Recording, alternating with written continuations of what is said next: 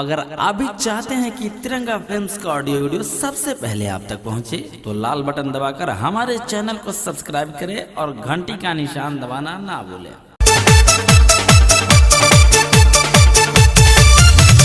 Music director विकास राज। मोदी जी जिंदाबाद जिंदाबाद जिंदाबाद, कमल छाप जिंदाबाद जिंदाबाद जिंदाबाद, योगी जी जिंदाबाद जिंदाबाद जिंदाबाद।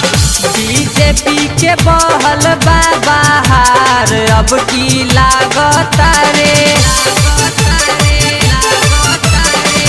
बीजेपी के बहल बाबा अब की लागत रे, जनता के बन गईल बिगड़ल कमावा हो, जनता के बन गई बिगड़ल कमावा हो।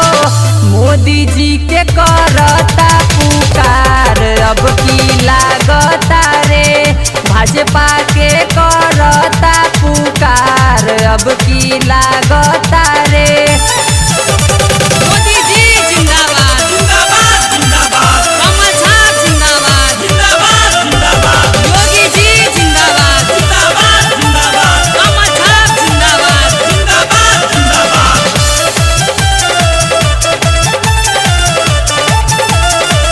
धारा 370 हटल हटल 3 तलाक हो, हरदम चलत रहे मोदी जी के धार हो।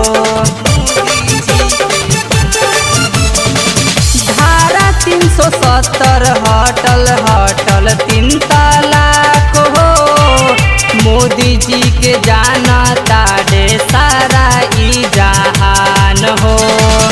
फिर कमल चाहता बिहार अब की लागता रे, फिर कमल चाहता बिहार अब की लागता रे, भाजपा के भहल बाबा अब की लागता रे, भाजपा के बहल बाबा अब की लागता रे। योगी जी जिंदाबाद जिंदाबाद जिंदाबाद, अमित शाह जिंदाबाद जिंदाबाद जिंदाबाद, योगी जी जिंदाबाद जिंदाबाद जिंदाबाद, कमल छाप जिंदाबाद जिंदाबाद जिंदाबाद।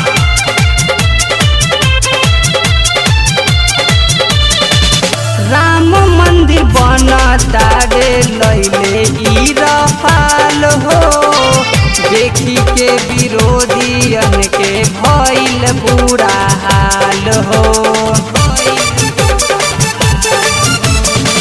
राम मंदिर बनता रे लैले ई रफाल हो, देखी के विरोधियन के भइल बुरा हाल हो।